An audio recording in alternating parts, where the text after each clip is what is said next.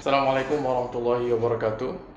Jumpa lagi dengan saya Fakhrudin. Hari ini kita dikejutkan oleh berita yang menghebohkan tentang pembubaran FPI. Hari ini kita akan ngobrol sedikit lebih ringan saja, tidak terlalu kaku. Mungkin keputusan pemerintah membubarkan FPI ini perlu untuk kita diskusikan. Oke, tapi sebelum itu kita akan baca sedikit berita penyebab dibubarkannya FPI kan. Oke, baik. Pemerintah resmi melarang FPI. Sesuai putusan MK 82 garis miring PUU 11 2013 tertanggal 23 Desember tahun 2014, pemerintah melarang aktivitas FPI dan akan menghentikan setiap kegiatan yang dilakukan FPI karena FPI tidak lagi mempunyai legal standing baik sebagai ormas maupun sebagai organisasi biasa. Ujar kesalahan FPI adalah salah satunya yakni melakukan sweeping secara sepihak dan melakukan kegiatan yang melanggar. Kemudian juga bahwa FPI sejak tanggal 21 Juni tahun 2019 secara de jure telah bubar sebagai ormas. Tapi sebagai organisasi FPI tetap melakukan aktivitas yang melanggar ketertiban dan keamanan dan bertentangan dengan hukum seperti tindak kekerasan sweeping atau razia secara sepihak, provokasi dan sebagainya. Nah, mungkin itu beberapa alasan yang diambil oleh pemerintah untuk membubarkan FPI. Nah, yang mau kita ngobrol adalah pantaskah FPI ini dibubarkan? Jadi keputusan yang diambil pemerintahnya adalah merupakan keputusan yang sangat beresiko. Karena kita tahu bahwa FPI ini masanya banyak, kemudian pendukungnya juga banyak. Ya, mungkin ulah dari pemerintah ini juga akan berdampak nanti di kemudian hari ataupun mungkin setelah video ini tayang kita akan lihat dampaknya atau beberapa misalnya demo dan sebagainya. Tapi terlepas dari itu, apakah pantas pemerintah membubarkan FPI ini? Mungkin kalau dilihat dari secara hukum, secara analogi sistem hukum yang dibangun dalam pemerintahan mungkin iya, karena selama ini membuat pemerintah kewalahan. Artinya organisasi ini betul-betul membuat pemerintah kewalahan karena dia betul-betul tidak berdiri di pihaknya pemerintah. Artinya bukan membenci pemerintah, tapi memang amar ma'ruf nahi mungkar. Inilah yang membuat pemerintah kebingungan. Artinya apa? Kita tahu bahwa pemerintah kita ini betul-betul menurut pandangan saya kayaknya banyak sekali kedoliman yang dilakukan seperti korupsi yang merajalela, pembiaran terhadap tempat pelacuran, banyak sekali hal-hal yang memang kekuasaan dimiliki pemerintah ini tidak ditempatkan pada tempatnya gitu. Nah, FPI datang dalam bentuk istilah kata mengingatkan pemerintah, kamu salah, nah, kamu harusnya begini, kamu harus begini. Nah, beginilah yang tidak bisa diterima oleh pemerintah dalam bentuk terusik. Maksudnya dengan ada FPI ini bisa terusik ke pemerintahan. Bagaimanapun siapapun di pemerintahan, dia akan melakukan cara apapun untuk menghilangkan FPI ini di Indonesia. Kemarin beberapa tahun lalu kalau nggak salah HTI sudah dibubarkan.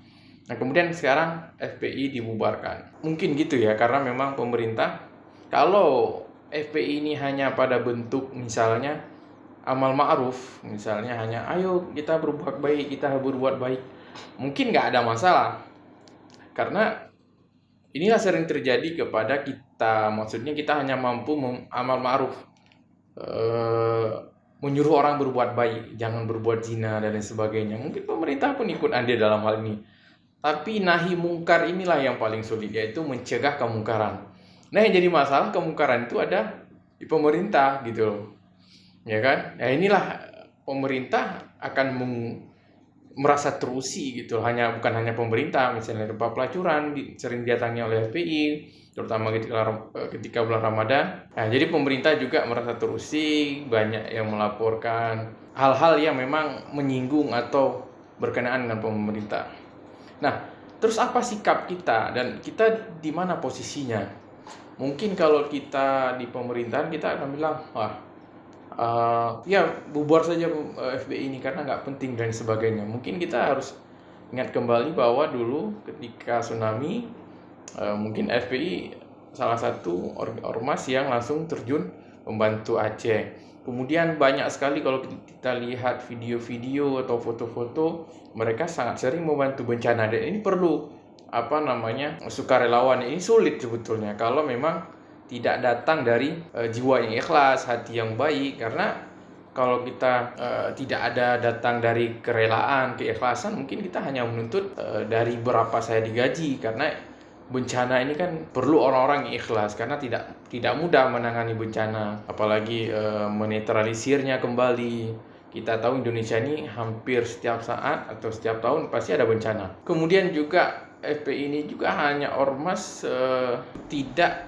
terlibat dengan pemerintahan, maksudnya tidak meleburkan diri dengan pemerintahan, sehingga apapun yang dia lakukan, dia ucapkan betul-betul tidak ada kepentingan dalam organisasi tersebut. Nah, terlepas dari itu kita tidak bisa menjudgment 100%, tapi yang kita lihat bahwa pemerintah betul-betul sangat kewalahan dan mungkin takut, karena memang kita ada beberapa video setelah dibubarkan itu tentang polisi, seolah-olah FPI ini seperti teroris gitu loh, seperti kayak kumpulan masyarakat ataupun kumpulan orang-orang yang betul-betul ingin merusak NKRI gitu loh, padahal tidak benar. Nah, mungkin saya takutkan adalah posisi kita apakah mendukung FPI atau mensupport pemerintah. Artinya kita pernah mendengar sebuah wasiat gitu loh. Jadi ketika akhir zaman itu banyak sekali masyarakat, pemimpin ataupun ulama-ulama yang membingungkan. Dari wasiat itu disampaikan, carilah ulama yang ditakutkan atau yang dibenci oleh pemerintah. Kenapa? Ulama yang sebaliknya tadi itu bisa menyesatkan kita. Nah, posisi FPI ini betul-betul berseberangan dengan pemerintah. Habib Rizik misalnya kan, ini sangat betul-betul diwaspadai oleh pemerintah dan mungkin tanda kutip sangat dibenci oleh pemerintah, sehingga mereka mencari cara bagaimanapun supaya FPI ini betul-betul tidak ada lagi di Indonesia nih. Itu lebih baik kita memilih mengikuti nasihat ini, ikuti ulama yang dibenci pemerintah. Mungkin saya sendiri mungkin agak kasihan ke orang-orang yang kita bisa lihat itu ada yang bela, ada yang tidak gitu kan. Di dalam misalnya ada postingan tentang Habib Rizik, itu biasanya langsung dia komentar itu kita bisa lihat bahwa di situ terbagi dua gitu loh, siapa yang membela, siapa yang tidak. Tapi jika kita punya hati yang bersih, ya paling tidak terlalu banyak dosa ya. Kalaupun banyak, mudah-mudahan kita diberikan hidayah untuk melihat mana kebenaran yang hakiki gitu.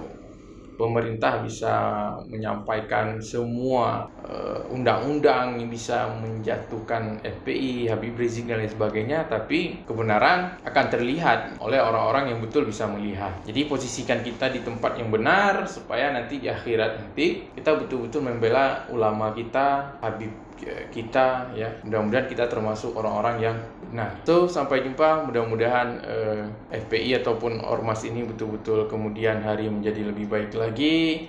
Ada kesepakatan dengan pemerintahan, apapun namanya di kemudian hari, tetap amar ma'ruf nahi munkar tidak boleh kita tinggalkan. Terima kasih. Jangan lupa subscribe. Bye. Oke.